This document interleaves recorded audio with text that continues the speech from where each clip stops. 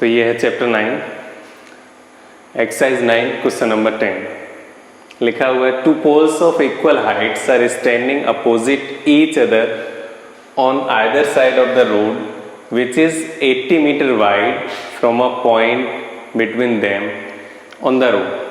The angles of elevation of the top of the poles are 60 degree and 30 degree respectively. Find the height of the poles and the distance of the point from the poles. तो हम suppose करते हैं हमें इसका solution find करना है, तो सबसे पहले इसके फिगर को समझना होगा, सिचुएशन को समझना होगा कि क्या लिखा हुआ है. तो ये एक रोड है.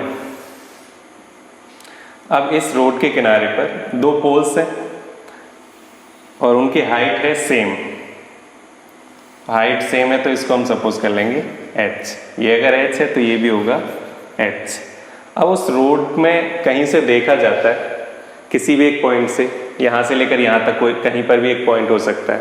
तो उस पॉइंट से जब देखा जाता है तो एक पोल का जो एंगल बनता है वो 30 डिग्री बनता है और दूसरे पोल का 60 डिग्री बनता है. तो 30 और 60 बनने का मीनिंग ये हुआ कि ये जो पॉइंट होगा जहाँ से देखा जा रहा है वो मिड पॉइंट तो नहीं हो सकता, या तो इस साइड में होगा या फिर उस साइड में होगा. हम कहीं पर भी ले सकते हैं. तो सपोज किया हमने कि पॉइंट यहाँ पर था, मिड में नहीं है, मिड से थोड़ा इधर है. इधर होने पर जब पोल के पास होगा तो एंगल ज़्यादा बड़ा होगा. इसका मतलब ये एंगल हुआ 60 डिग्री. और जब पोल से दूर होगा पॉइंट तो एंगल छोटा होगा. तो इस तरह से ये बन जाएगा 30 डिग्री. और ये 90 है क्योंकि पोल्स 90 डिग्री पर खड़े होंगे. और यहाँ पे क्या दिया हुआ है, विच इज 80 मीटर वाइड. जो रोड है वो 80 मीटर वाइड है. तो यहाँ से और यहाँ तक का कंप्लीट डिस्टेंस वो 80 मीटर होगा. 80 मीटर.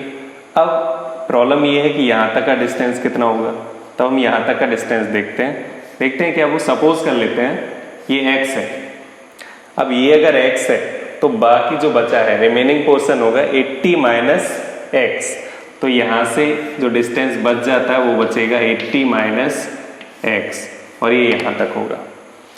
और पॉइंट्स लिख लेते हैं. ये हमने सपोज कर लिया A, ये सपोज कर लिया B और ये सपोज कर लिया C. यहाँ पर है D और यहाँ E. तो सॉल्व करने के लिए हमें क्या क्या फाइंड करना है वो देखते हैं एक बार. Find the height of the poles. तो पोल्स की हाइट फाइंड करनी मतलब h फाइंड करना है. And the distance of the point from the poles. Poles से डिस्टेंस फाइंड करना है. तो C से D तक फाइंड करोगे और B से C तक फाइंड करोगे. ये डिस्टेंस हमें फाइंड करना है. तो फाइंड करते हैं, एक एक ट्रायंगल को ले लेते हैं. तो किसको लेते हैं पहले इस ट्रायंगल को ले लेते हैं. हम लिखेंगे इन ट्रायंगल ABC. ABC वहाँ पर एंगल जो है वो 60 डिग्री है और रेशियो हम यूज करेंगे 10 का. 10 का क्यों यूज कर रहे हैं, क्योंकि perpendicular by base. Perpendicular base का रोल है, इसका कोई भी रोल नहीं है. हाइपोटेनस का कोई रोल नहीं है. हाइपोटेनस का अगर रोल होता तो या तो साइन यूज होता या फिर कॉस यूज होता. फिलहाल यहाँ पर ये 10 यूज होगा क्योंकि परपेंडिकुलर बाय बेस है. तो हम इसको लिख देंगे tan 60 equal to h upon x. tan 60 की वैल्यू होती है √3 equal to h upon x. फिर इस x को इधर लेकर जाएंगे तो ये हो जाएगा x √3 इक्वल टू h. और इसको बना देते हैं हम इक्वेशन 1. तो h इक्वल टू हो गया x √3 या फिर x इक्वल टू लिख सकते हो h बाय √3. तो इस तरह से अब हम आगे चलते हैं. आगे जो दूसरा ट्रायंगल दिया हुआ है वो ये वाला ट्रायंगल है. ट्रायंगल का नाम है CDE. इस ट्रायंगल में चलते हैं. इसको इक्वेशन 1 बना दिया हमने. नाउ इन ट्रायंगल CDE इसमें भी बेस और हाइपोटेनस का यूज, बेस और परपेंडिकुलर का यूज है, इसलिए 10 का यूज होगा. तो हम लिखेंगे यहाँ पर tan 30 इक्वल टू परपेंडिकुलर हुआ यहाँ पर h. तो हम लिखेंगे h डिवाइडेड बाय बेस है 80 माइनस x. कंप्लीट नहीं लेंगे, यहाँ तक एंगल बना हुआ है तो यहीं तक लेंगे हम.